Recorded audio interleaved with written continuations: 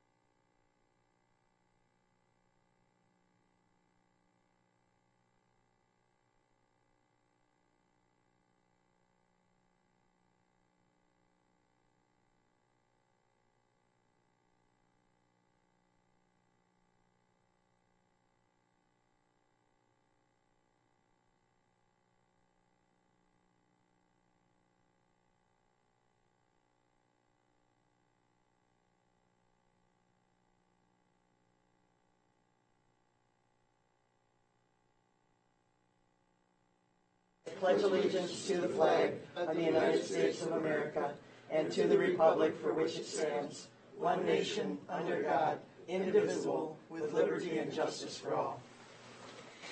Good morning. Morning. We will start the February 13th County Board meeting with public comments. Anybody in the audience that would like to address the County Board? And you have 2 minutes. We need you to come to the podium and state your name and address, please. My name's Sarah Shams, 39311 County Road 12, Dakota.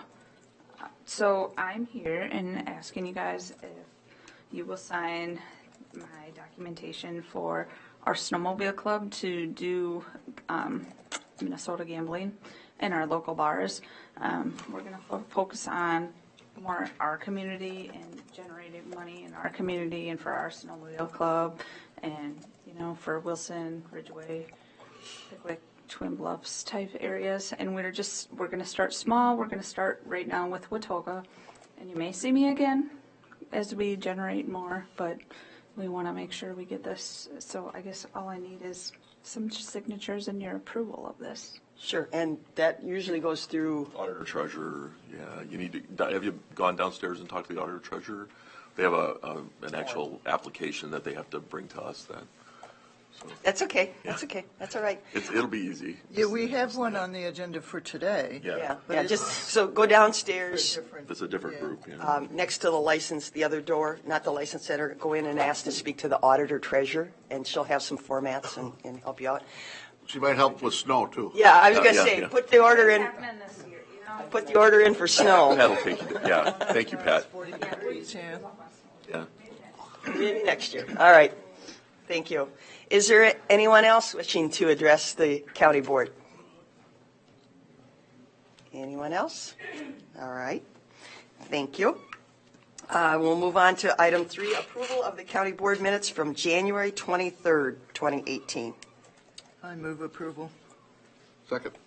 We have a motion by Commissioner Kavesi, second by Commissioner Olson to approve the meeting minutes January 23rd. Any discussion? All those in favor say aye. Aye. Opposed, nay. Approved. Acknowledge. Acknowledge receipt of approved committee minutes. We want to do those individually. 4.1. I'll move that we move to acknowledge 4.1, 4.2, and 4.3. Second. Okay, we have a motion made by Commissioner Jacob, second by Commissioner Olson to acknowledge the meeting minutes from Extension Committee, Board of Adjustment, and the Planning Commission. Any discussion? All those in favor say aye. Aye. Opposed, nay. Approved.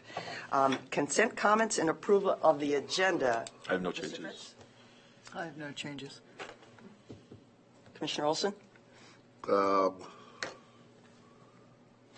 We pull 6.4 for discussion. Okay, 6.4 we can pull and make that 7.0. Commissioner Jacob? Nothing for me. Okay, Stephanie? All right, I do have just an update on a meeting that I attended yesterday with the Emergency Communications Board. So with that change, I would entertain a motion to approve the amended agenda. So move. Second. Motion made by Commissioner Kavesi, seconded by Commissioner Jacob to approve the amended agenda. Any discussion? All those in favor say aye. Aye. Opposed, nay. Approved. Mr. Fritz, if you. All right, I'll read the consent business into the record. Committee recommendation 6.1, approve Winona Healthy Balance Agreement.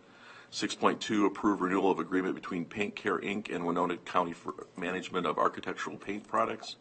6.3, approve appointing County Recorder Bob Bamenik as point person for census. 6.4 has been pulled and changed to 7.0. 6.5 is approve resolution to request conveyance of forfeited parcels, City of St. Charles. 6.6 is approve LG 220 gambling application for exempt permit Country Climbers Snowmobile Club.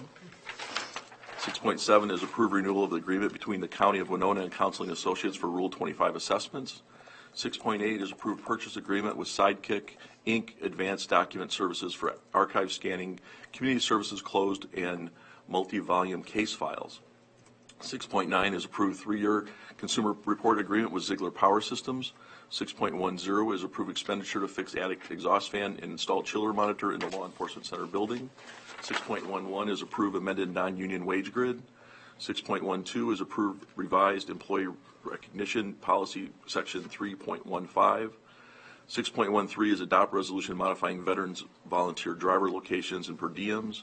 6.14 is confirm payment of disbursements.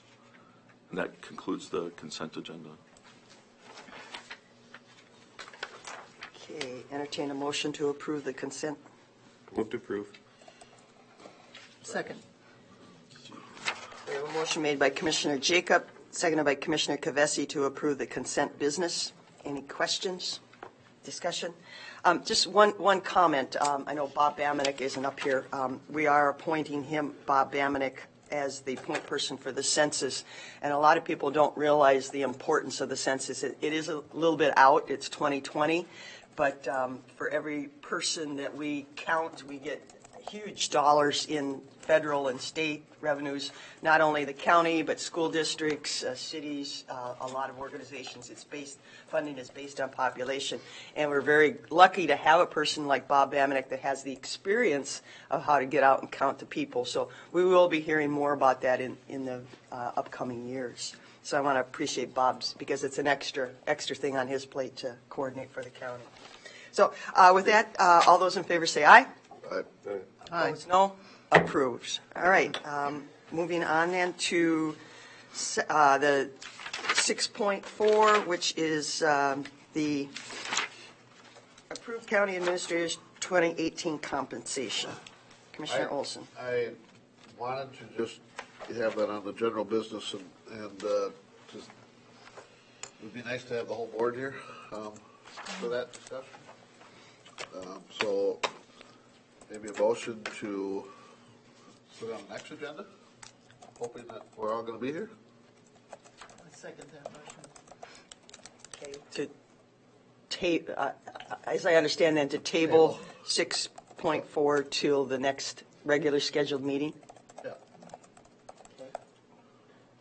So we have a motion by Commissioner Olson, second by Commissioner Kavesi to table 6.4 to our next regularly scheduled meeting with the intent to have the full board. Any discussion? All those in favor say aye. Aye. Opposed, nay. Hey, Motion carries. So, Mr. Fritz, you'll put that on the next agenda? Yes. All right, thank you. 7.1, appoint Board of Adjustment liaison to the Planning Commission. The Board of Adjustment, I will take their recommendation of putting Richard Honeywell in the liaison position for the Planning Commission.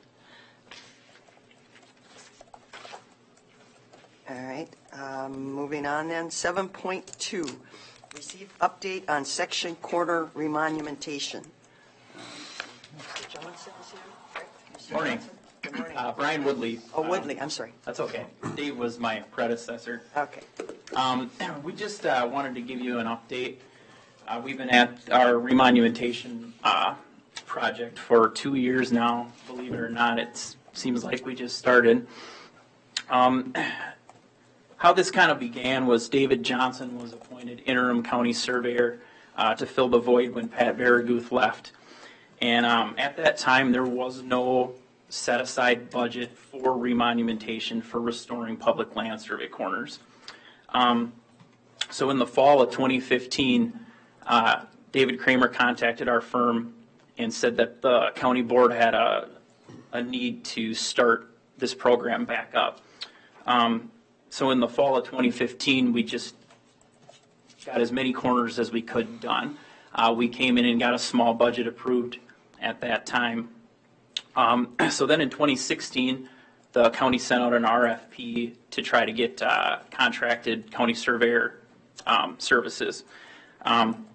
So we actually, I applied for that myself, and Dave Johnson stepped aside at that time. And I was appointed county surveyor April 12th of 2016. So with that, we got a budget, a yearly budget, most of which is put towards this remonumentation project. If you refer to your map in your packet, it's kind of a progress map that's been put together. And the GIS department did this for us based on some information that the kind of county surveyor's office already had on file. It's probably not absolutely up to date, but it's the best progress we have, and I just wanted to go through and explain a few things about it for you. Do you have colors on your maps? No, You don't. unfortunately not. We got dots. That's okay. Lots of dots. Well, I can work through that. Well, the larger dot on the top that says estimated position, it's red on the colored one. Those are locations in the county where there is no record of any monument ever being put in place so far. And there's actually very few of those, mostly concentrated up in like Whitewater Township, where it's a lot of state land, so there was really no need for property boundaries between private landowners. The second dot is green, which you can't tell, and that denotes monuments that were put in by other county surveyors. So mainly Richard Berg and Pat Varaguth. And then the dot below that is blue. Excuse me, are the green ones the ones out in the Mississippi River? No, they're dispersed through the whole county. Okay, but are those two in the river done by other county survey? I was just curious. one of each. Yeah, I'm not sure what those are. Sometimes there's reference monuments. There's probably an island out there. Okay, And so there are monuments that are like in some separation from the land that okay. There's record of monuments out there. So yeah, we have to go out by boat to get those. There's a lot of controversy over one of those. Yeah. So yeah, the one below it that says other surveyor, those, we know there's monuments in place, but they were not put in by the county surveyor. They're put in by private land surveyors. And then the last one, that symbol are the corners that we have completed since the fall of 2015. There are 135 we've done thus far. If you refer to your, I kind of made a breakdown of information there. So really, just to touch back on what we're doing a little bit, just because Pat and Richard Berg restored some of these corners, most of them are done at that point. We don't have to revisit them. I do review all of them anyway. The things we strive for is a county monument in the ground at the location, a tie sheet filed, and the tie sheet has a county coordinate on it so that it can be used by everybody in the county. So there are a lot of Richard Berg certificates where everything's done but the coordinate. And so for those, we will go back and we'll add that to the certificate so they're complete. The ones that were done by other surveyors, we review completely. A lot of times the work they did is fine and we don't have to do too much, but we make sure that it's county reviewed and county approved. So I can walk you through. Budgetary is kind of a lot of what I wanted to present today is what we're doing with the money that you're giving us. Question before you leave the map. I have Sure. a question. So you have a note on the bottom of the map. There's 8 monuments per square mile. Correct. And each, so if people have looked at this map, so each big square is a township, Correct. okay, and all the little squares, do they represent one mile? Yeah, it's a section. Yeah, the section is 1 mile by 1 square.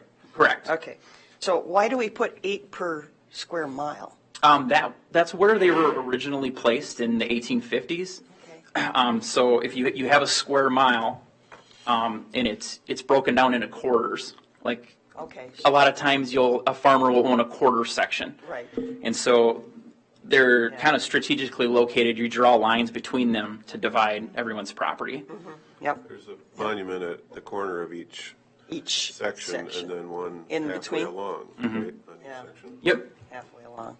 Yeah. And that was the That gives extent of enough what reference points to survey out any property that would lie between them. Right. We should just allow only sales in square chunks. I mean, I have a property that, we just shouldn't allow these fictitious property lines. I deal with that. We get rivers and bluffs in the way sometimes, Yeah, but that does make it more difficult. Yeah, okay. it looks nice on the map. though. Yeah, they're not city blocks. No. They don't follow that. I don't own from this point to that point. I take a diagonal line between and follow the trees, and that gets us in trouble. Okay, thank you. Sure. So I kind of broke down the costs and the different kinds of things we're doing. One thing I came up with, if you see that corner affidavit, as I mentioned before, there are a lot of private surveyors who have restored corners, and most of the time the work they do is really good. They have a county coordinate on their tie sheet. Everything is in place except it has not been reviewed and approved by the county surveyor. So instead of spending a lot of money reinventing the wheel and going back and drawing a new certificate, what I've done is created a corner affidavit. So I'll review their tie sheet, what they did, verify the coordinate. A lot of times we've already located these ourselves, so we can just compare the coordinates to make sure they're right. And then I just record an affidavit on top of their certificate. And it just says that it's been reviewed, it's been approved, the coordinate's been checked. And so that way when surveyors are looking for this information, they know that the county has approved that certificate. So there's no question, do I trust what this guy did, kind of a deal. In those, I think I've done 19 of those so far. And the range of costs for me to do that was $7,250 to $145. And then private surveyor bounties, that's another kind of related thing. Private surveyors can come to the county and say, hey, I have a private survey I'm doing, and it may not be where we're concentrating our work. And so they can work with us to put the corner in, and then they can receive a $400 bounty for the work that they do. That does not cover their entire cost for putting the corner in, but it's an incentive for them to work with us to do it. And so they'll give me all their data, I'll review everything, and then we come to a consensus on where it should be, and then we provide them with a county monument and sign, and they go put it in. Then do you still get the $72.50 to $145 for reviewing that $400? I get the $145 Okay, for each review and helping the surveyor do that. but both of those combined are still a lower price than our average cost that we approved, isn't it? That's correct. Yeah. And private surveyors, same as me, when we have to do that kind of work, a lot of that cost burden is put on the private landowner because the bounty is not going to cover what they have to do normally to put that corner in. It helps them out a little bit. So we did 11 of those so far. I've worked with a couple private surveyors on those. Everyone's been real cooperative. The next budgetary stuff is just corners that we specifically have done through our remonumentation project. And I don't need to walk through all of these. The way we're set up is we get a $2,000 ceiling per corner. So I kind of broke it down per 500, what the costs that we have going into these. So under 500, it's 18% of the corners. The majority are between 500 and 1,000. So that's 44% of the corners we put in. Those are the costs that we've had. And then 7 and 9% per 1,000 to 1,500 and 15 to 2. So I just averaged it out. I did not count the corner affidavits or the private bounties just because it's not, it would have pulled that number way down. So just the corners that we are actively doing, our average came out to $652 per corner. So even though we had approved up to 1,000, you've kept the cost to $652? Average. Average? Yeah. Yeah, we're approved up to 2,000 per corner. That's pretty much it for budgetary stuff. The 50,000 I think works good. I'm on my toes to get it done, but I'm not overly burdened by it. So I think it's a good number for us to keep getting things done with. And we're averaging 80 some a year? Did you say 165? Corners? You said 165 over? 135, whatever half of that is. 135 over 24 months since we Right. started? Right. April 2016 to December 2017. So a little less than 2 years. Okay. And compared to where we were, some years we weren't getting any done, and some years half a dozen, we didn't get anywhere near Yeah, I 50 at all. kind of tried to look and see where things were at, but it's kind of an impossible comparison to make. Some of the stuff that the previous surveyors did was compile all this research and information, and we have such a great jumping off point. If they had not done all that, there's no way we could be getting this done this fast.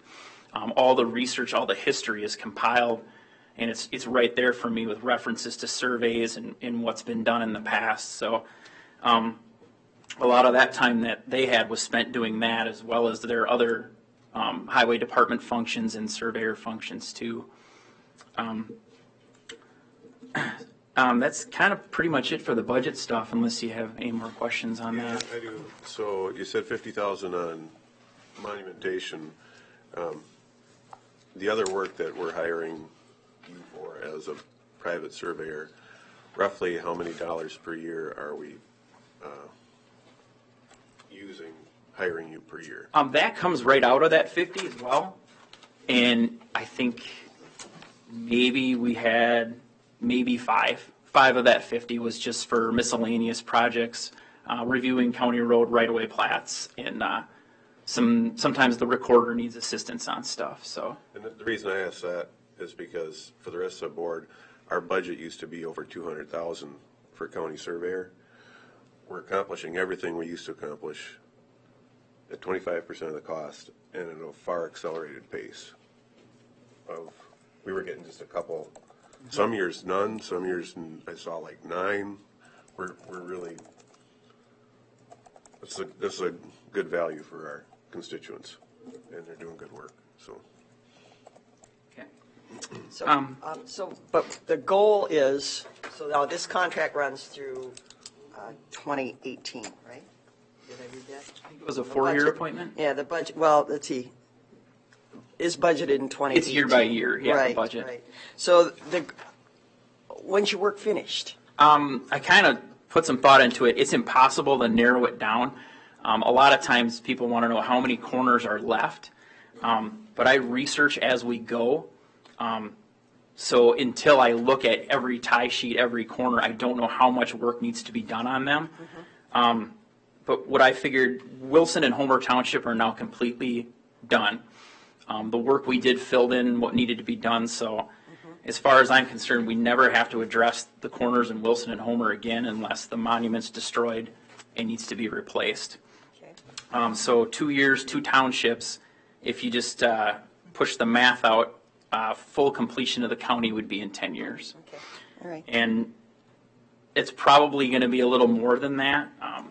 More of the remote areas don't have as much done as we did in Wilson and Homer Township. So it'll vary by township. In Winona Township, it's half a township, so. We don't have a Winona But Township. comparatively, Our used to old Winona Township, it still makes sense in our head. with a county surveyor on staff over the last 100 years, we haven't got done what they propose to get done in the next 10 years. No. And we will always need to have a county surveyor by statute. So, I mean, we'll have to have someone available to us at some rate. It's used to be an elected position, I think, at one time. So your plan going forward, are you doing this by geographical or by some kind of need? Yeah, How are you approaching finishing or doing 2 townships perhaps this year? Dave Kramer and I kind of consult on where we're going to go next. We've been pushing west just because all the corners are related. It makes sense to Okay. do them that way. But need is definitely a driving factor. The more real estate action in an area, the more need they have for these corners. So I can envision, we're doing Warren Township right now. Once we finish Warren, I can see discussing with Dave and maybe jumping back and doing corners more locally where there's more real estate activity. I think the farther west you go, it starts to peter out a little bit. But we do have St. Charles Township on the end of this row. So with Destination Medical Center and housing for that, I can see St. Charles being affected by that. So they may have that need. So we could just keep pushing west. But Are the monuments on the county line, how do we determine whether those are our responsibility or the neighboring county? I think Olmsted County has those finished on the west tier. Some of them are blue. I think they're all mostly blue. Well, they're blue and green. Probably, They're blue and green, yeah. about half and half. So some of them Pat probably put in, and then some of them the Olmsted County Surveyor. Those are probably the blue ones. Okay, so that's just benefit to us if Olmsted's done them, right? Right. We cooperate. And on the northern tier, it's what we call a closing section. So they had to correct for the curvature of the earth. So all the sections shift every 6 townships. And so our corners on the north line are not the same as Wabasha County's corners on that line. So they're staggered. And so, but we cooperate and agree on where to put things too, so. So for St. Charles Township, if you, instead of perhaps going west to meet them, you could actually start and go east from the ones that were set by Olmsted, or? Yeah, we could. Okay. So that one doesn't have to wait until Warren and Utica are necessarily done? No, it wouldn't. Okay.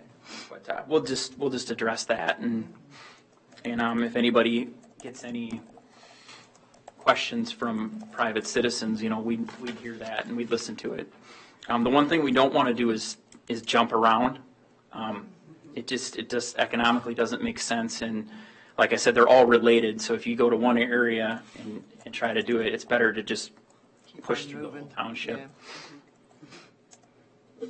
So explain to the public, why do we need to remonument? Is it when a real estate transaction is done that these all need to be verified? Or so why do we need to spend money on remonumentation? This isn't really a lot of these haven't been established ever. Well, right? somebody This is did my- somewhere along the line when the country was laid out. Maybe Right. not In as the accurate. 1850s, they Yeah. put a post at each one of these. Yeah. So why do we need to explain to the public why Sure. we need to do this? Sure, these corners are the foundation for everyone's property boundaries. It's all related. So if you put the burden on one private landowner who wanted to survey their property to pay for the restoration of these corners, everybody within a mile this way, that way, and that way is benefiting from that corner being in. And it was the intent of the federal government to, once the corners were established, that it fell on the counties to maintain them. So anytime you want to do anything, as far as survey work on your property, splitting your property, marking the boundaries, you absolutely have to have the locations of these corners in place. When they're not in place, or where there's been disputes, say two private surveyors, which happens a lot, they disagree on where it should be, then you end up getting two different interpretations, two different surveys. A brand new fence, who someone else is saying is now 30 feet off of where the property is. If the county surveyor puts these monuments in, it holds more weight. By law, they call it prima facie evidence. If I go to court and I have put this corner in, it's the burden of them to prove that I put it in wrong. So it's As the county surveyor. right. Right. So it's accepted. I don't know how to word it exactly until someone has proven that I've done it wrong. Okay. And So- private surveyors are just more likely to use a monument that's been put in by a county surveyor as well. Okay. It benefits the community if we can put the monuments in prior to them developing a parcel that they want to build on. It creates less dispute for them down the road. Yeah. Well, I'm just trying so that the public The public understands. It's a real benefit to like our GIS system too. That department takes all the coordinates that we place in for tax statements and stuff. It gives them a way better accuracy on acreage for people to be taxed on. In the mapping, sometimes it causes a lot of problems because they do their best to map these properties, and then landowners go on the website, and all of a sudden, the line doesn't look where it's supposed to be, and they're either in my office or in Bob's office wondering why their property line's off. And so it really helps the accuracy of those maps. And when Marcia asked about remonumentation, the original monuments were possibly a tree or something wooden. Wooden stakes. Yeah. Yeah. Yep. So we put in something Yeah, steel. we put in metal. And it Metal. can be buried, but we can still find it later, Yep, right? yep. With a coordinate, you can always find out where it is. Monuments used to be the absolute thing before GPS and coordinates were used. You'd have a monument, you'd tie it out to nails or other pipe so you could reconstruct where it is. But with the county coordinate system, it's more accurate than you could ever put it back with other reference monuments around it. So you can find out where it is or where it was till the end of time, even if it's completely wiped out. So, Once the pipe has been put in, or once you've. yeah, once we've established where it should go. It's not all math. It's kind of a little bit of archaeology too. So your word to a public-private citizen that's having any survey work done, I mean, it like you said, it's an incentive 400, but I know a private surveyor, sometimes they will do it the easy way, but they should, if you're paying the bill, you should encourage that private surveyor to work with. Absolutely, and a lot of times we'll have done some work, but it's not yet recorded. So on the website and just through email, we encourage them all contact us and get the most up-to-date information. They don't get the $400 until they have his blessing on it. Right, As right. the county surveyor. But as a private citizen, if you're hiring a surveyor, we should encourage them to work with. They'll be to get required by those. law because we won't recognize it unless it has his blessing on it. Right, but there have been court cases where a private surveyor has said the line's here. That's and why then, they come back to Yeah, and then it gets what's the to legal be- position. Right, it can get very costly and stressful. So up front, they should work with the county surveyor to make Yeah. sure they got the right, is the message to the public. Yeah, and private surveyors do. They just want to get it right, so they know to contact us. We don't have very many issues at all. We also both sign the certificate when they do put that in themselves, the private surveyors. So there's 2 signatures on it, mine and theirs, on those particular corners. Because private surveyors are very expensive from personal experience. It's a lot of work. Just my last point, all the landowners have been fantastic, allowing us access. They're always quick to point out the best way to get to the corners, and they seem real interested in what we're doing. So that helps us out a great deal for them doing that. This is a good presentation. I wonder whether it'd be good for you to come to a township officers meeting sometime so they're aware of exactly that. Yeah, it wouldn't be a bad idea. Maybe it wouldn't have to be quite this long of a. But I think the mapping and the work being done, excellent.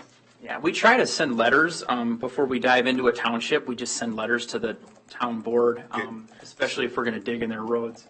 So they're, just generally aware that this is a collaborative effort between citizens. We can get you on the agenda if you'd be willing to do that through Dave. And the township officers meet bi-monthly, so they're having a meeting this week, but they'll have one again in Yeah. April. Yeah, I could do that. Okay. I think they would enjoy this information. Because if you remember, at the Township Officer Banquet, they had a historical presentation of how it got laid out It's quite back in interesting. back in the 1800s. During And the everybody chains was and- very, very interested in how Winona County got laid out and stuff. So I think it'd be good follow-up to modern technology. Yeah. Okay. All right. Any other questions? Thank you. All right. Thank you, guys. Thank you. Doing great. All right, moving on to 7.3, approve leasing frontline emergency vehicles through Enterprise Leasing Company. Sheriff or Mr. Enterprise? Yeah, we have both. Mr. Enterprise. Mr. Enterprise. Mr. Enterprise. Paul Nystrom is from Enterprise, and we'll just back up a little bit. We currently lease our jail vehicles. We have 4 of them with them right now, and this is to consider doing our inline squads. Okay. How many squads would that be? Well, we have, I think, 24 right now, but each year we budget to purchase 4. Yeah, 4 to 5. Typically. One year we got 3, another year we had to get 5 because we had one that was totaled out. Okay. Thank you, board members. It's nice to be back. It's been a few years, so yeah, we put in your packet the proposal as well as the need for it.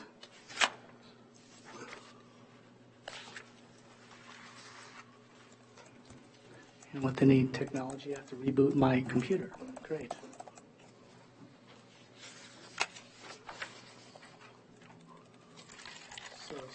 Some good news while I'm waiting for it to update. We are the exclusive fleet services provider for the Minnesota Counties Association. We partnered up with them about 6 months ago, and it's been a fantastic partnership. Our goal is to be able to meet with as many counties as possible, obviously 87. Is that AMC or AMC worked on, it's part of that. So, yeah, I work with the board commissioners, and if you look in your sheet, we'll look at the fleet synopsis that I'll just review quickly. The background, obviously, is the Winona County Sheriff Office. And the situation that we're looking at is trying to find a more consistent budget for the police vehicles. As we all know, in most counties, the sheriff vehicles are considered the highest priority in terms of cycling out to get newer vehicles into the fleet. And budget has driven that replacement cycle. So what we want to accomplish is to be able to get a consistent budget going by replacing the vehicles on a 3 to 5 year cycle, roughly, depending on mileage patterns. As you probably know, the sheriff drives the vehicles extremely hard on the vehicles, but also you're talking about up to 5 times more the average miles than a county vehicle would go. So 20 to 40,000 miles a year is what we've seen. So it's a lot more utilization on the vehicles, and they're harder on the vehicles. Therefore, to make sure that we have the utmost safety on the vehicles and reliability, this is a great way to get enterprise fleet management back into the mix, same as leasing the county vehicles, except we're doing it on a little bit faster acceleration because of the mileage patterns being driven on the vehicles. And the objective, obviously, is to utilize the leasing model to replace more of the squad vehicles, patrol vehicles, and the sheriff's office that are more consistent on eventually averaging 5 to 6 per year on an even keel, and having a lower, the good part for the county is lowering the budget overall. So that's the topic at hand, and then what I did was put together an analysis showing the savings based on a 4-year projection of going through the model with replacing majority of the fleet over a 3 to 4 year period. And by looking at the budget for the next 4 years, saving a cash flow savings of over $128,000 to the county. Obviously, it benefits the constituents of Winona County as well, having the sheriffs in the most reliable and the safest vehicles as well. So it's a win-win situation for the county. The good news is I'm going to be going to the board meetings for final approval for many other counties as well. So this is something new to Enterprise. We never did patrol vehicles before, or frontline vehicles. We could not do it before. This is the first year we're able to do it. And so we met with the Sheriff Association as well, and it's been crazy. I've been working nonstop running budget scenarios and numbers for a lot of other county sheriffs' offices around the state as well. Okay. Any questions? Mr. Jacob. So we have quite a bit invested in each one of these squads with the equipment we put into them, right? Yeah. So how is that being paid for? To equip these new squads, and are we getting our payback out of the existing ones that we have invested in already? We have a line item for the equipment. I also pay for some of the equipment out of our forfeiture fund. But a lot of the money is actually putting that equipment into the car. So we're going to have a completely different set of cars now, right? How is that being paid for? Well, just like right now, we budget for, this year we budgeted for 4 squad cars and the equipment. Some of the equipment will transfer from car to car. Part of the problem we had is, we used to have Crown Victorias every year. And now we've gone with the SUVs. The equipment from the Crowns wouldn't go into the SUVs. We had a couple Chevys. We only have 1 Chevy now. So if equipment is able to transfer from one to another, we usually do. Yeah, the cost of transferring the equipment is handled separately from the purchase of the vehicle, the car, in terms of budgeting. And so we have that expense already, and that expense would still occur when you flip over the cars. Won't they be flipping more often though now? No. Actually, what Wong did was put together the analysis based on roughly the 4 cars that we average a year. So if you notice in the capital improvement budget this year, capital equipment purchase budget, we had 4 vehicles, squads that were going to be replaced. That's basically our average every year. This doesn't change that average. It just puts them in a different way to finance them. So instead of taking that $112,000 a year and going out and buying 4 new vehicles, we end up having a lease payment of about the same that just continues on. So you're basically just replacing the annual discussion about do we do 3 vehicles, do we do 5 vehicles, to 4 vehicles, except that we use enterprise to determine when the best time to sell the vehicle in terms of getting the best return on it. So that really doesn't change. If you look at year 4 or 5, I think it's year 5, your lease payment is about what you're paying per year in your capital improvement program. What the savings comes from is working with the cars that we already have and turning those over a little earlier, and that's the $128,000. And if there's any additional expense in terms of turning a car over a little earlier than we might have, that would be offset against the $128,000. But most of those are already scheduled to be replaced, like the 4 this year. The money to change over the equipment is already in the budget. It's already factored in. So it really doesn't have an impact on that budget at all, except that we save money in the first 4 years. Do we save money in the first 4 years, or are we just benefiting from owning and we're cashing out that equity and we won't have that equity? Part of that, yeah. Some of that's right, and some of it isn't. Some of the savings comes from cars that the sheriff We won't have any assets after 4 right, years. exactly. So you're right. Some of the asset value in those cars is turned into that savings. It's a cash flow savings. So that's a one-time deal. But then in the end, we will neither have the assets nor the liability, but the expense to operate these vehicles will not be more than operating our own vehicles. Exactly. And also part of that savings comes from the sheriff has decided to shrink the fleet somewhat. There were a number of cars in there that they decided that they didn't need. I can't remember the exact number, but there were 3 or 4. I think there's 4. Yeah, that also, so that asset, the equity tied up in those vehicles is also being part of that $128,000 in savings. Yeah, if you look at the spreadsheet, your average annual budget is $120,000 to essentially replace 4 vehicles each year. And the first year's lease payment cost would be $39,000. So literally the $79,000 left over is your cash flow savings. You're not going to spend it.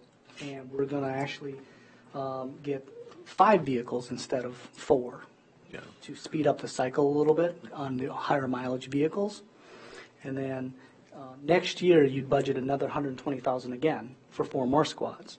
So when I add on 4 more vehicles to the lease payments, that cash due for year 2 is $19,000 versus $120,000. And that's after we sell those 5 vehicles as well. The county gets the equity for the owned asset. Even on the leased vehicles later, you get the equity at the term as well. Enterprise will sell the vehicle, and Winona County will once again get the gained equity on when the lease is done. So that's going to be rolled into the sheriff's department, possibly for a little bit higher turn rate on equipment, or computer, software, whatever it is, or lowering the payment on the next cycle of vehicles. So that decision will be made planning, with the office each year. Yeah, but it's important to understand that the $128,000 is a cash flow savings. So it's money we won't spend that we would have spent, but it's a one-time thing. But when we get done when the program actually levels out, as Wong said, we're basically at the same annual expenditure that we had before. Commissioner Kavesi. Yeah, I just had a couple of questions. So this year, we are not buying cars, even though we're taking that $112,000 that we budgeted or whatever, and we're turning it into this kind of a lease. No, we're not buying them, we're leasing them. Right. Yeah. Okay. Yeah. And when a car comes from Enterprise, does it have any of the special equipment, or is it merely the make and model that we need to have on hand, and then we still budget those extra costs? Yeah, for the major customization, we coordinate the aftermarket to the company that you choose now with the current vendor, and we coordinate all the aftermarket to make sure it's done properly, billed properly. Okay, so we're kind of out of the middle of that. Correct. again. It should save. And we get a bulk rate, more or less. Yeah, we work with the exact same vendor you do, so it's the same pricing, to be clear. There's no advantage in terms of we do it, yours doing it. The difference is, in general, the sheriff or the deputy handles that coordination. Right. And the county already paid for the vehicle at the get-go. When Enterprise does it, we'll handle the entire process, That's and helpful. the Yeah. county would not be billed until the vehicle's delivered, street-ready. Right. And we know from year to year, we can generally use that equipment again because we're generally going to get a similar model, and that'll help too. Some of the equipment Some. transfer over. Yeah, Some- it hasn't. Some we wouldn't want to. Right. Well, You know, yeah, there's- computers there's, and, yeah. And the life on light bars, like those, cages, if they'll fit from one squad to the other, Right. of course, we would transfer those in. The radios, the consoles usually, the stand for the computers. There's a lot of things that can Right. transfer, and there's some things like lights we might want to add or we might want to change. Okay. Thank you. Commissioner Jacob? I think my question would be for Administrator Fritz. Our existing program that we established with Enterprise for the rest of our vehicles, has there been any unforeseen problems, or has it been working as predicted? Has there been any downsides that we didn't know were going to happen? Actually, I pressed my light because I wanted to ask the sheriff if he would let Steve comment on that particular issue. I kind of have an idea what Steve will say, but just in general, we had some initial discussions with Enterprise where we had to work out a few things in that first 6 months to 9 months, maybe a year, and we worked those things out. There's been one unforeseen issue that we kind of came in with jail transport vehicles, and maybe Steve can talk a little bit about that. But other than that, overall, it's been a positive experience. We've had a little bit in their back office processing, but they've adjusted that as well. So it was a new relationship. I think the feedback I've gotten from most people is that it's moving pretty well, and I think the testament comes from the fact that the sheriff is willing to, recommend some additional work in it or additional work with them. So, but I'd like Steve because he's got a pretty good story about it. So. I'll try to keep this less than 20 minutes. Steve always has a good. Yeah. Before you start, I will take responsibility for this. It was just an anomaly altogether. So obviously we knew that February of last year, we went to a 90-day facility. So when we started, when Mr. Fritz came to us and started talking about the possibility of getting jail transport non-emergency vehicles onto this pool of vehicles, first of all, I was excited because this is the first new cars that the jail's ever gotten except for our van. And with that said, we had a good guesstimate. We've been keeping records on our transport miles for quite a few years. So when I presented it to the administrator, we thought that would stay pretty true. Well, that 90-day facility came to be quite a surprise to us. We didn't realize that the attorneys wouldn't work with us and so on. With that said, our mileage went a lot farther up than what we thought it was possibly going to be. And we got a little bit of a sticker shock, really, with trying to have to turn over our vehicles with this 100,000 miles. But Enterprise has been more than straightforward. We started to realize together that this just happened, and they're working with us. So talking about, transferring over vehicles and cages and stuff like that, we're looking at different kind of vehicles. But by doing what we're going to do with Enterprise, really there's going to be no cost to it. So the jail will be turning over the vehicles about every year and a half compared to anybody else, because we're just putting on that many more miles than what the sheriff's department would even do with the patrol. How's lots, in your opinion, what's lots of miles? Well, we're at least putting on 50,000 miles a year on the car, on our jail transport cars. Compared to Still got the new, Each one. still got the new smell in it at 50,000. But when you said significantly more, because I'm looking at the costs for our need of a facility, how'd that compare to where we were? I mean, is that a 50% increase or a 25% or a 200%? I Where's, wish I had my Excel file right in front of me, but if I had to take a guess, I'd probably say somewhere of a 30 to 40% increase. okay, Somewhere in between. so right around that. not doubled. Well, it's a little bit hard for me to know because one vehicle got damaged. You know, we did have an accident with one of the vehicles. And in the past, when we've had accidents with our transport vehicles, the one thing that I will admit that Enterprise was compared to the normal process of going through insurances was I made a simple phone call and they just told us, what vehicle do you want? Where do you want to pick it up from? We told them that we wanted another Ford Explorer. They had it sent to the place. We had our old cage taken out of the other one. That's really one of the biggest things on this. That you order the vehicle, you order what you want with the administration and between the sheriff and the county administration. They deliver it to where you want it. It's brought to your door at the sheriff's department as you want it. So staff time is taken out of that loop. I might have to have had in the past 2 or 3 staff included in trying to get these vehicles somewhere. One going up, another one to pick someone up, someone else to go back up again to bring the other vehicle back. So there's 4 staff and whatever time on multiple different locations on getting a radio installed, a cage installed. They're doing all that as well. So there is a cost savings just with staff and just the staff time alone. Sure. Well, doesn't his company advertise they'll come pick you up? But isn't that his company? Yeah. Okay. Well, I mean, it was a learning curve, there's no Customer doubt about service. it. And it was a frustrating time because we weren't really prepared for this turning over the vehicles a little bit sooner. But when it was brought to our attention, it was really just the opposite. They were willing to step up to say, hey, we didn't realize this either, number one. And number two is there's different vehicles that can do the same thing, so we can try to have some other cost savings in this as well. I don't know if they'd be really good for patrol because they're not quite as heavy duty as because some vehicles are made for patrol. We don't need that. We don't need that for the transport. We're not an emergency vehicle. Yeah, we've had some, working out some bumps with vendors and different things, for the repairs and all that kind of stuff. But nothing that what I would say would be a real showstopper or hurdle that, we haven't been able to work out with Enterprise, so. Commissioner Olson. Just curious, Steve, why are the Ford Explorers, are they the most economical transport vehicle to use?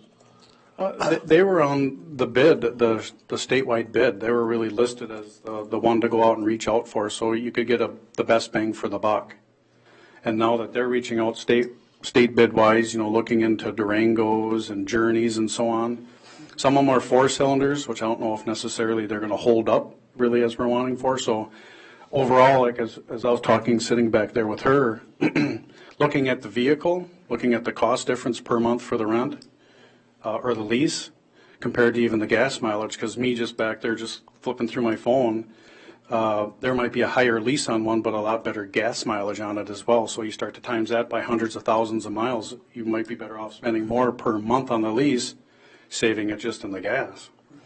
So really, we're going to look at the whole picture. But as far as a SUV versus a car for transport. Yep. Yeah, I'm sorry. Yeah, we reached out. We wanted the all-wheel drive or 4-wheel drive so we could take it in any kind of weather. Because I go that same route every day. But these vehicles are going everywhere. We might go up to Duluth. Get a contract with you. We're picking up. Be the next Lyft driver. Age in the back. We're going up to Thistledown in northern Minnesota for juveniles. We're picking up people or taking them for detox up to Duluth. We go to prison. We go to other states to pick people up on warrants. So it's whatever their weather is, not necessarily what's our weather. I don't buy the weather. I plowed snow for 12 years. We live in Minnesota. We have weather. We have ride-alongs. You can come ride along. Commissioner Jacob. Yeah, so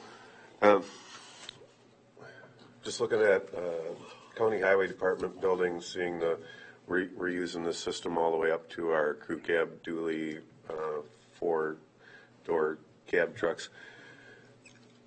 Seeing the reliability of new vehicles sitting there for our employees at their disposal, it's a better service to the citizenry. It's better for morale. Everyone would certainly rather jump in a newer, dependable vehicle. It's certainly not going to cost any more. It's going to cost less. I'll make the motion to approve 7.3 leasing frontline emergency vehicles through Enterprise Leasing Company. Motion. Do we have a second, and then we can do more discussion. I'll second it for the point of discussion. Okay, motion made by Commissioner Jacob, seconded by Commissioner Olson to approve the frontline leasing through enterprise discussion. Commissioner Kavasi. Yeah, I just had some questions before we actually go into the motion. I know for the squad cars and for some of those other things you need, and like you said, an all-wheel drive or a four-wheel drive and all of that. But when you talk about considering the gas mileage and the costs, has there been any discussion either for some of the transport vehicles or for our county vehicles on using hybrid engines? I know the electric engine has quite a lot of pickup. It's a very powerful engine in terms of reaching, putting the acceleration on and getting through things. And also there are less maintenance costs with an electric engine. So I don't know if we're actually starting to look at any of those options with. On the pool cars, actually, Wong and I have had some discussions, and we haven't had a lot of opportunities rolling them over yet, because remember, we bought a bunch early on, and then we've been, so that is a discussion that we've had. We just haven't pulled the trigger on it. As far as the sheriff's needs, though, I don't know. Yeah, that would maybe be a hard fit for the sheriff, but, because even to do it as a trial period and compare our costs for the different vehicles, just to have some real data on that, I think would be important. And also to get feedback from the drivers, how the engines have performed or how the car has worked for them and things like that. Okay, I was just curious if we're thinking about those things. The one thing I see here is that we've had, on occasion, going through the budget process, taken the capital improvement budget and had to tweak it a little bit. We've had to take and say, well, we're not going to get 3 cars this year. We just can't do it. This will eliminate that flexibility. That's the only downside I see, because we're going to be tied into this once we do it, where we won't have that option of looking at our capital improvement budget and saying, this year we can't do it. But it is a contract, and we can negotiate for how many years? Do we lock into how many years? It is an open contract. You can get out at any time, day one even. And because the pricing is off of the state bid, very aggressive pricing, you're in a good position almost at any point during the term to get out. Based on mileage is the biggest consideration on utilization that we track and follow. And like anything else, if once the lease payment comes out and you said, well, we're not going to approve 2 vehicles, let's say it was 5 on the books, take out 2 of the lease payments, and you're talking about, let's say, $14,000 for 2. So you could lower the budget in terms of not leasing 2 vehicles for that $7,000 a piece annual cost, let's say. So you are able to not do them. We don't make those decisions for you. Mr. Fritz. I think just kind of more of a philosophical thing on that. We've been spending, if you go historically, about $120,000 a year, regardless if it was 3 this year and 5 next year and 4, in between. So, you look at that as, yeah, you might have made some mess around from year to year, but overall it's been roughly pretty much the same. The other thing is that when you're talking about capital projects or capital equipment, you're really looking at something that has a really long life on it, and so you're looking at buildings and maybe our really big trucks, your $300,000 or something like that, where you can get 10 or more years out of them. When you get into vehicles that are kind of used as, used up, kind of assets, to me at least, it makes sense that you're going to pay for them every year anyway. You're pretty much going to have to, you have to have squads, you have to have transport vehicles. So fixing that cost over time, I don't think is a bad thing. It allows you to budget from year to year consistently, where you can make those other changes. You can say, hey, we can put off maybe that air conditioning unit or maybe that really big snowplow, or grader or something. It's just kind of a priority. You're right, it does limit the flexibility a little bit, but I think if you look at it historically, it's pretty similar. So. Commissioner Jacob? Yeah, the other way I look at it is anytime we can privatize services, it's more efficient than us handling those services ourselves. And it'd be nice for our law enforcement to just deal with law enforcement and not have to worry about how old is this vehicle? Is it, does it need this maintenance? Does it need to go in for that? I mean, and some of them were quite old. This lets them do their job and lets the private industry take care of vehicle maintenance, and they have an incentive to be as efficient as possible because they're not the government. So. And I would just echo that. I put a lot of time in, Chief Deputy Mueller put a lot of time in last year, getting cars ordered and then. Managing.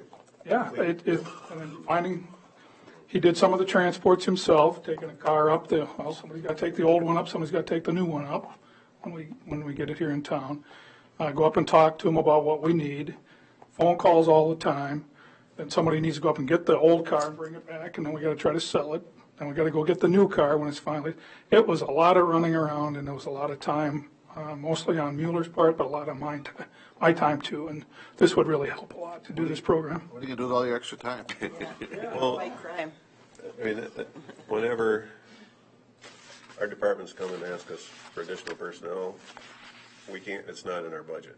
And this is, this is a way to just give them the best tools we can at the most reasonable price we can. So. I do have a question on the maintenance. Okay, so we're going with newer vehicles. Technically, they should need less maintenance. Do we still have to coordinate all the maintenance, like oil changes and tires and all that stuff, or does Enterprise? At this time, you're doing it yourself. We don't have a program yet on patrol vehicles because this is new to us. Okay. Once we have a few years of data, I'm sure it'll come out. But we will put the maintenance tracker program on the vehicles so we will track the costs and be able to look at the maintenance costs on a monthly, year-to-date, life-to-date of that vehicle. So we have to coordinate part of the that. oil change, but who pays for the oil change? The county still does. Okay. We still pay for that. So we still do have some, but I would see that as an avenue that we could get out of. Yeah, I mean, with the better cycling of all the patrol vehicles, our estimates should show at least a 30% reduction in maintenance costs from going to the newer vehicles on a better cycle. Yeah, should be. Tends to be they're more expensive to fix because of all the electronics, but yeah. That's why we're tracking it. Yeah. My understanding is that going through Enterprise, the oil changes are cheaper, that kind of stuff, but at least my experience is through the tracking system that they have electronically that we just have the jail staff do, it's really pretty simple. You come back, you plug in the miles of the car. They're already documenting on our Excel file anyway, so you see a lot easier when this needs to be done. So you just have the staff, next time you take it out, you just drop it off, and then this other car is going to be used for the, our transport. Patrol will be a little bit more unique because the car is assigned to a specific patrol deputy. But tires are included in it. It's all part of this lease process.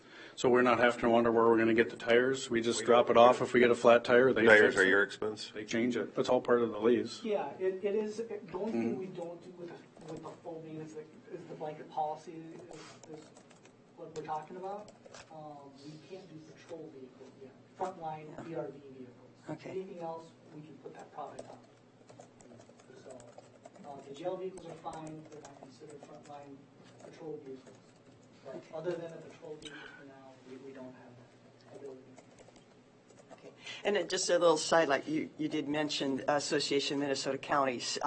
Yes, I'm on a subcommittee that's working on this thing, and we shared some of our experience information with AMC because AMC is, and it sounds like you're getting your foot in the door with a lot of these things. But this is just one program that AMC is looking at to try and help counties do their jobs hopefully more efficiently and better. So, it obviously is working at this point. All right, any other questions? One more thing. Steve, you mentioned one thing. Troubles me a little bit. Said the attorneys aren't working well with you On transports. The defense attorneys are not working with us. We've got a computerized system that we can do through HBC. Yeah, it's a teleconferencing. It's a secure teleconferencing. Secure teleconferencing, yeah. We brought this up at CJCC, we bring it up at other meetings, and they don't have to use it, but obviously we got the system for them to use it. It was through a wonderful grant, so it didn't cost us a penny, but HBC is really who fronted the money for us to really have this wonderful system. And we use it for the CARE program, but the attorneys won't do it, so that actually would help reduce the transports with anybody that's out of our, it's our custodial responsibility, but in another facility where the attorneys, they can talk with each other with their clients, won't do it. So we need to bring in those attorney, maybe They're the defense- county board. Defense They're private. The county does well, the prosecutors do well, all that stuff. It's the defense attorneys. But maybe you need to coordinate a meeting with us and them to say, hey, we're all taxpayers. Tell us when to do it, we'll have them, Whenever you we'll have can- them sit- whenever we'll you have them can- come on over here. Whenever you can Is that schedule something it. that would merit county board discussion to put on an agenda for us to, do we have any authority over mandating no. teleconferencing? They have the right to meet with that client, so meaning they have the right to have this contact with their client, not electronically or by telephone. If they choose to do that electronically, either by telephone or by this video. Are we obligated by law? Could they go to their client instead of us bringing their client to them? Could they go to their, you mean like driving to Yeah, Houston? put them in a transport and drive them down. They do. Yeah, yeah. But- They do that. I mean, I installed that equipment in Caledonia. Good stuff, isn't it? Well, there's nobody ever in that room. It bothers me. Us too. Yep. Yeah, we've hammered on, at CJCC, where they have a seat at the table. We've talked to them a number of times about it, doing that. And they just haven't adopted it. And we can't force them. They show no interest in it. Public can though. I mean, and we're the public voice, so I still think we should have a conversation with them. Social Services uses the program to save, mileage on vehicles and stuff and their time and everything. So I think the county's implementing it, I wouldn't say to the fullest, but we're getting there. Some people might not be well as aware of it, but we're getting them there.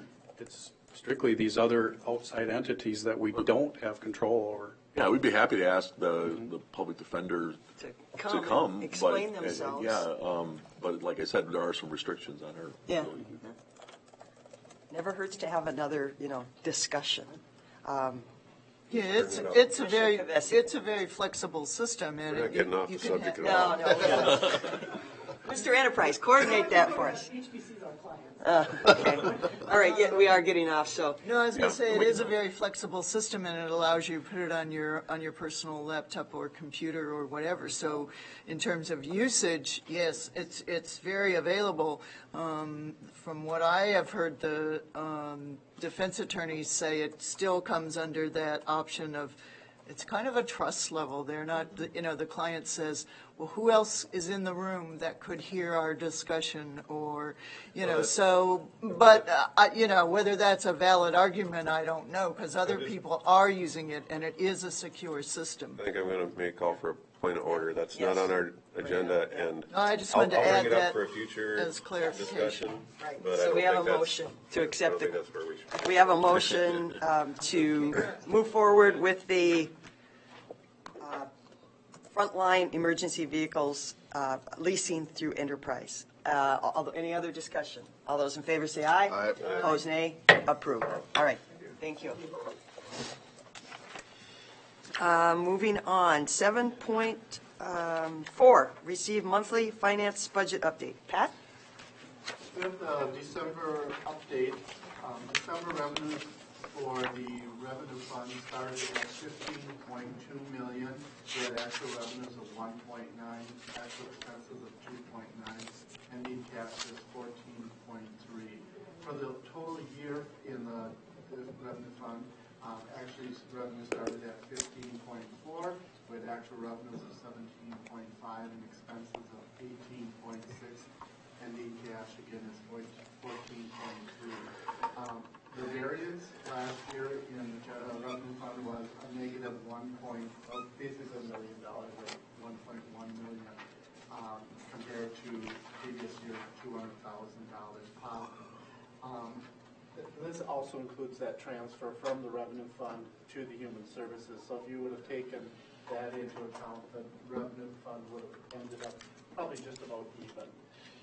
Actual ending balances for all the funds that are being presented here is a negative 1.3 compared to a positive 903 last year. Any questions on this doc? If not, we'll go to the summary. Cash flow. beginning cash flow started at 21 million. Actual revenues were 40.6 million. Actual expenses were 40.42 million. Ending cash is 19.6. Variances are a negative 1.6 compared to a positive 903. Any questions on this document? If not, we'll go to the budget. The budget for December, we're at 100%. The looking at the ones that were over were kind of the general fund. Again, was at 102, but that includes the transfer from the human services fund, and then also human services was at 109 for the expenses. Ending for and this includes all funds. Actually ended this year at a 518 positive compared to last year's positive 877. But that also includes the transportation fund, which actually had more revenue than expenses. So is 518 positive after the transfer to human services? Yeah, but that's all the funds. Yeah, I know. Yeah, it's still, it's overall because the transfer, it would have been within all the funds in there, so it's 518. So we're getting some efficiencies elsewhere. Yeah, there's places that we are gaining some efficiencies, but this does not include all the, like the reserved funds that we also have. That basically the sales tax is only to be used for the road. Mm-hmm. Yep. And then also our interest. That's probably one place that we are, we budgeted 115 for 2017 and we brought 190 million. So our interest is starting to go up. But again, as I've said many times, this number is very low compared to what we used to have. Yep. All right. Any questions? Otherwise, thank you. All right. Thank you, Pat. 7.5, discuss, approve, deny HRIS payroll program recommendation and agreement. You want me to give you some background? Please. Okay. Yes. So I'll start this out, and then, of course, Maureen had obviously a really large part in putting this recommendation together, so I'll let her jump in and express her opinions on it. What we're asking here is for the county board to approve the use of a human resource information software system. And basically, Human Resources has been looking at this kind of system for a long time. And in the last year, I asked them to take a serious look at the products that are out there and to make some kind of recommendation to myself and then the county board in modernizing the whole human resource system. And by that, I mean everything from the beginning of the process where we have the initial contact with a candidate, so someone looking for a position with the county, recruiting them, all the way to the end when they possibly leave service and we do an exit interview and then they're outside the county's employment. And that includes many phases. We have outlined those in this document and in the attached material, but it includes everything from recruiting, selecting the candidates, onboarding them, evaluating them, helping to track training, doing the payroll, benefits, all the tax forms, evaluations, performance measures, goals, all the way to offboarding and leaving the service. Well, one of the things that we try to strive to do is to add technology to not to basically slow down the request for additional personnel or to stop expansions in areas where we can apply technology rather than add additional staff. And Human Resources, for a long, long time, has operated on the basic tools of, paper, spreadsheets, some computer-assisted functions, and basically just kind of a bunch of disparate programs for addressing the almost 300 employees we have.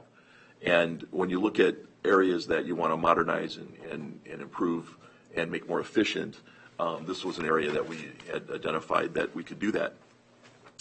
We put together a package that basically allows us to modernize that, so to give Human Resources the tools to apply modern management techniques to the employee system, but also to have basically a neutral impact on the budget. because we know that adding technology can be, there's a cost involved. And of course, in this situation, it's the cost per employee isn't extremely high, but when you add the number of employees, the numbers start to add up. So we wanted to do it in a way that we could make it as cost neutral as possible rather than asking for additional money. So what we did was we put together a plan to use existing budget resources to pay for the program. So in other words, things that we're already doing in HR, different software such as NeoGov, Cascade, PayMate, which is our payroll software. We have some OSHA software, that kind of thing. We would eliminate those and consolidate those into this human resource information system. The other thing is we have in the budget, we typically have some new software allocation. So every year there's opportunities to improve things, and so we would use some of that new software allocation to pay for the product as well. And then we have a number of positions that we're analyzing that we believe we can at least have one of them that we know we won't fill. And going forward, that helps to offset this cost as well. As far as the actual product, I think Maureen's more familiar with that, although I'm familiar with it as well, but she's way more familiar with the details and the nuts and bolts of that particular product. So if you have a question about what it does or how it does it or what it might mean to the employees, I think she would be a better resource than myself on that. And I'd like her to comment on the system as well.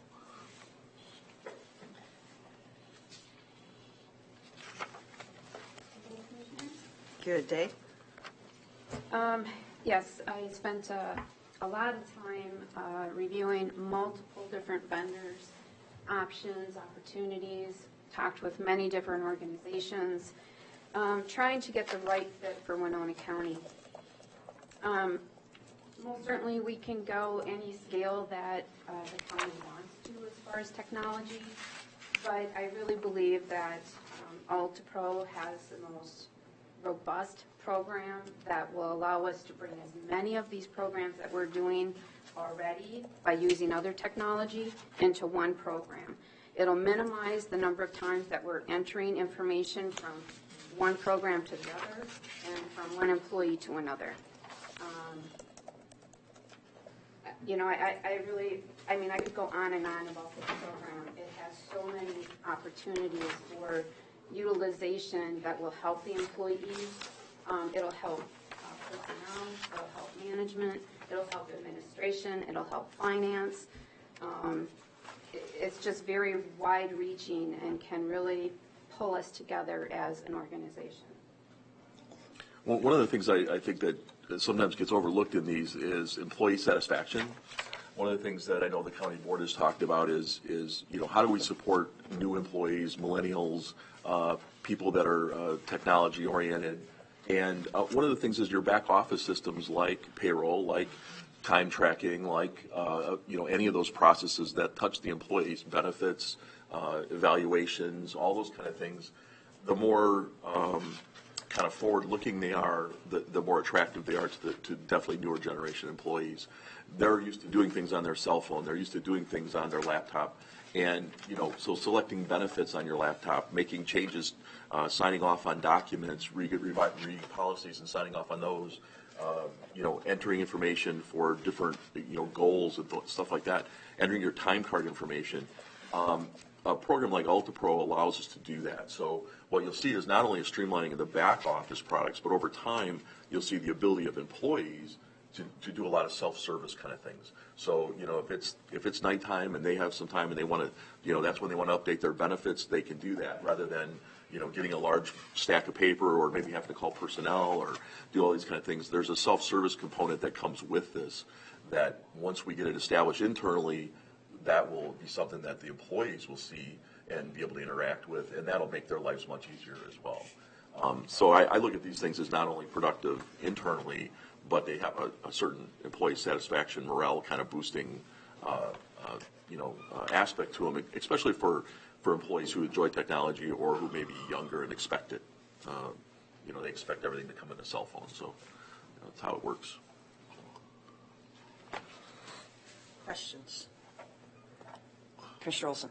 Could you explain, how does the initial data input, how is that handled? I mean, Well, we haven't had a lot of discussion because we didn't want to get into all of that because we didn't know if it was going to be approved or not. But on the surface, my understanding is we would provide all of this information to UltiPro and they would load it. We most certainly have to do a lot of testing and make sure it's set up correctly, but UltiPro would be doing a lot of the entering. Actually, the majority is what I understand. Are you talking about the initial setup or? Yeah. Okay. I mean, well, Yeah. I mean, I see these other programs that will be eliminated. Are we on a contract with those? Yeah, most of them are either they're an annual contract or they're a month-to-month. So the annual contracts, we've kind of set them so that we're going to have to kind of transition out of them. The ones that are month-to-month, we can go quicker. So yeah, there is some transitioning, but overall, it's we've kind of tried to make everything fit together so that we could do that. You know? Well, because a lot of that data is on these other programs, so it'll be rolled into this one, so Yeah. there will be some crossover, right? Yeah. The one thing that we have, you should be aware of, we still have a ton of paper files, you know, that in terms of employee files and so forth. So as you move forward, as people are in the system and you create records going forward, you have all that data. But you still have a lot of historic data that you have to deal with that's in a paper format.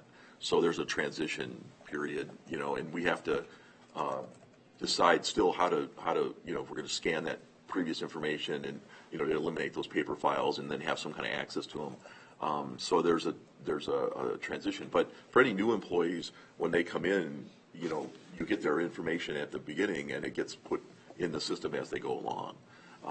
Versus now, you know, you might be in NeoGov, then you have to move it from there to payroll, and then you have to move it from, you know, maybe there it goes to something else. And so, yeah, it does, it's going to help that transition between those programs a lot. So. The other thing that we worked with IT to ensure that this will marry with our on-base program, which is our electronic data management system. So the things that we must keep in the current personnel files, workers' comp, items, anything else, that can be scanned and put in on-base, which will marry with the potential UltiPro program. Yeah, you basically have a hyperlink to it, right? Right. Yeah.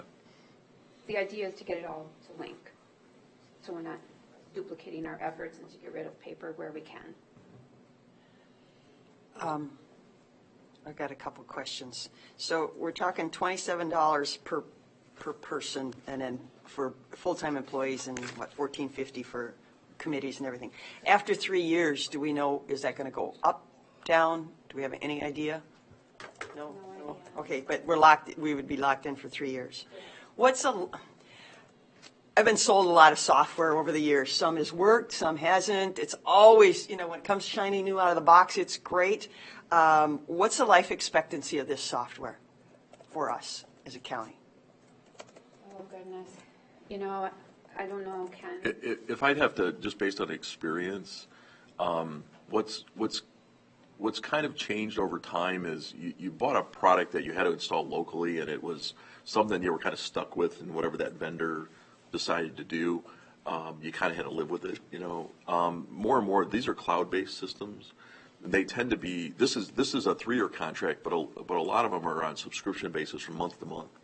And so basically, when you decide, gee, this isn't meeting our needs, and there's something way better out there, you can convert fairly easily nowadays because you're just taking the data that's in this one and moving it to the new one.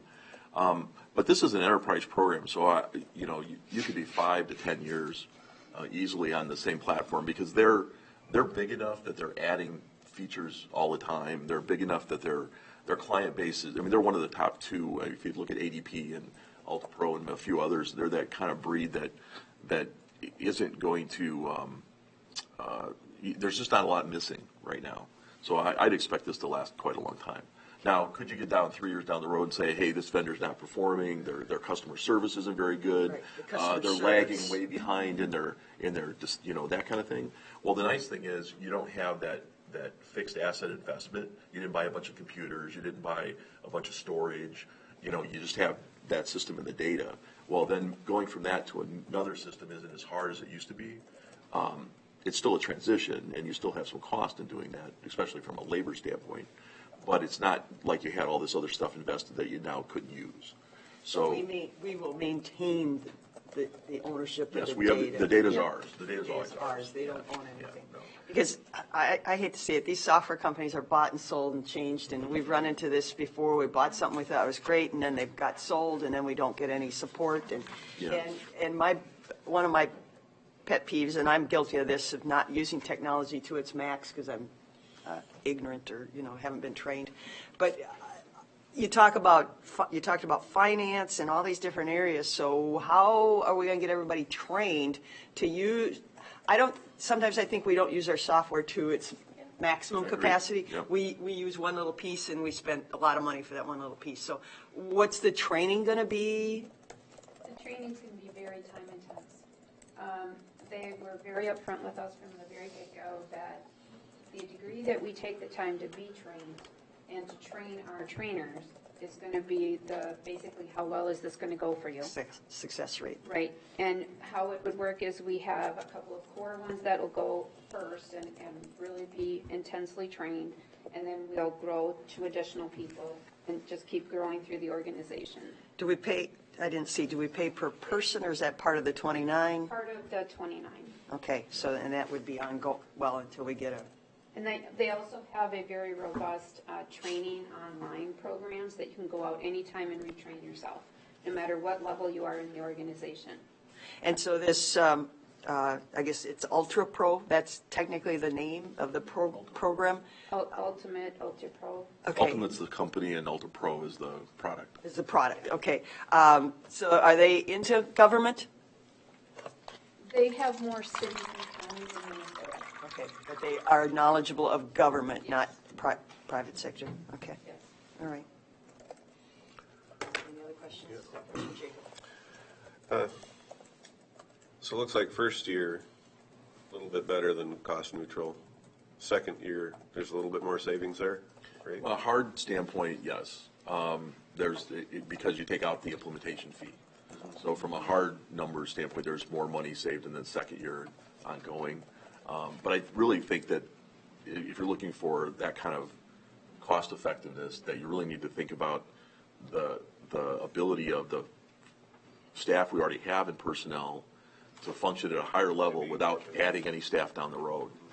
I think Maureen can express that better than me, but we've talked about it. She says she really sees this as something that, because in the past it's always been, gee, we want to do this, but we don't have the staff. And now we think we could get efficiencies where we could do things that we couldn't do without asking for that additional staff. But what I'm trying to compare is worst case scenario, it's still a better deal if we didn't achieve those efficiencies. And those are what we should be striving for. There should be. And then furthermore, if we didn't do this, there's going to be some inflated costs of our existing contracts throughout time that aren't really compared in here. Well, they'll continue to go up, yeah, just like everything else. Yeah.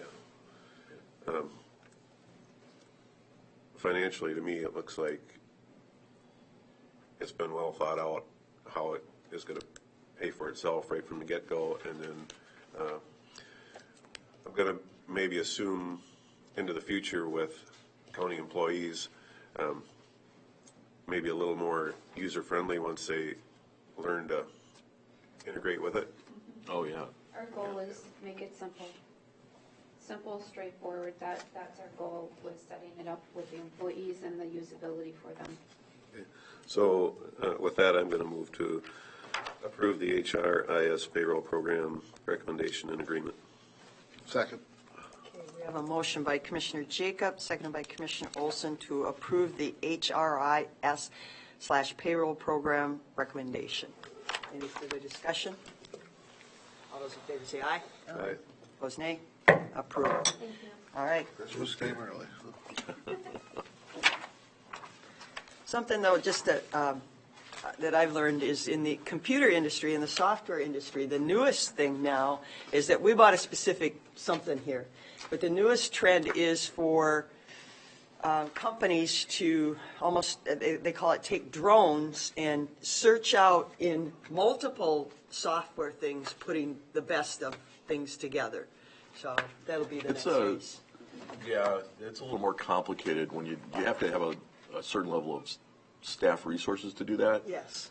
Because you're stitching together the best of breed kind of thing. Yep. And that's always the difficulty is when you try to stitch them together. Together. It's Yeah, hard. well, the private industry will figure it out, and then we'll benefit from them a few Yeah, years down the road. that's All what right. we're doing. Okay, 7.6, discuss and appoint a citizen advisory committee, and this is our Parks and Environment. We have we have one vacancy, and so we do have a person that is eligible for reappointment, as I understand, and then we also had 2 new applicants. Yeah, the person that applied for reappointment was a late request for reappointment, Okay, so that's why it's there. All right, so entertain discussion or a motion. So, I guess maybe I'll ask with the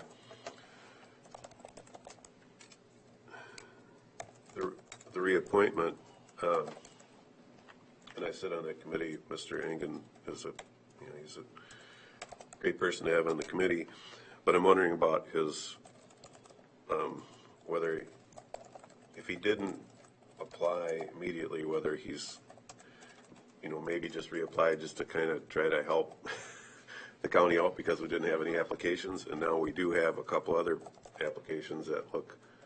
And the other thing is, how long is he? What's his term? These others, maybe could sit on there for a longer period of time. We don't have Like any. he kind of didn't want to reapply. That's why he didn't. We don't have any information on that, do we? His feeling toward that? No, we actually reached out multiple times to this individual to see if he was still interested or not. And so we don't know why the delay occurred or what his thoughts are. Has his attendance been regular? Yeah, he's been good. Where is he with respect to how many terms he can serve and on that grid, so to speak? I'm just wondering whether he can only serve one more term and then we're trying to. What the sensitivity of your meetings? When do you meet again, Commissioner Jacob? You've gone to every other month? Yep. So will you meet with those questions? And it seems like we don't have that information really. Can we table this till our next meeting on the 23rd or whatever it is to get the answers? So when does Parks and Environment meet again? Before? I think we got one coming up here, the first. Be on the calendar there. I think it's first Tuesday in March. Okay, so if you wanted to table this decision until our next meeting to get the answers to your question. Yeah, March 6th. Yeah, I think it'd be nice to find out whether Mr. Engen is just doing this because no one else would apply, or whether he really wants to. If we've got a couple other applicants there that are willing to serve. Okay, so entertain a motion to table to our next meeting. Yeah, I'll make that motion. I'll move to table. Second. Okay, we have a motion and a second. Motion by Commissioner Jacob, second by Commissioner Olson to table this appointment until our next meeting with the questions answered. Any discussion? All those in favor say aye. Aye. Opposed, nay. Okay, table. So that'll need to go on our next meeting. Okay. All right. That concluding the business committee reports. Just I'll have one too now. okay. Yesterday we had our quarterly emergency communications network meeting, which is multiple county, like 11 counties in southeast Minnesota, and the discussion is you all remember we worked hard and diligently as a state and a nation to get the 800 armor system, and the armor system is all about the radios for the emergency, the police. Fire and emergency management people to be able to talk to each other in situations. So we got the radio part down. Now the next part is the data. Say if an officer or fire person is going into a large casualty situation, Can they receive data such as, even blueprints of a building or knowledge if there's somebody in there that's, has high medical needs or a lot of different pieces of information. So it's the data part. AT&T was awarded actually a national contract to be the supplier for this type of separate, instead of just using the regular cell phone plans, a separate FirstNet, they're calling it, a separate grouping of wave bands and everything that the emergency people can get on that are priorities. Problem is in Minnesota, AT&T doesn't have the best coverage. And so it's debatable if it's of service to us. And they're also talking how they will get the price down to be very competitive. Of course, AT&T, and they've got other competitors, so hopefully everybody sees a reduction in their monthly fees. But the meeting, and I brought back a couple packets I will share with administration. It's yet to be seen. There were some vendors there. Jeff Mueller was there with the county, and another young gentleman from the Winona Fire Department getting the information. And AT&T and some of the vendors are willing to even loan out equipment to check it out, see if it works any better in our situations and with the hills and valleys that we have compared to, the Mauer counties, which is nice and flat, and they can communicate, all across. So it's something just to be knowledgeable about that. We'll be working on that. If it fits for Winona County, it's yet to be determined. Commissioner Jacob. Yeah, after our discussion about teleconferencing, I'd like to put on a future agenda that we just discuss that we're doing everything with teleconferencing to be as efficient as we can, and I don't know if there's anything that we could mandate or how, but I'd like to understand that a little bit better and make sure that we're benefiting from as much efficiency as we can with it. Can we invite the public defender to explain their kind of point of view on it? Yes. So at least you get an understanding then of what their objections might be to it. Okay. Can we overcome? And also maybe where the authority lies on, That they, what we can require and what they can require. Okay. okay. Is there a second? I'd second that, definitely. Discussion would be good. Any other business at this time? Move to adjourn. Second. Motion to adjourn by Commissioner Jacob, second by Commissioner Olson. Any discussion? All those in favor say aye. Aye. Opposed, nay. We're adjourned.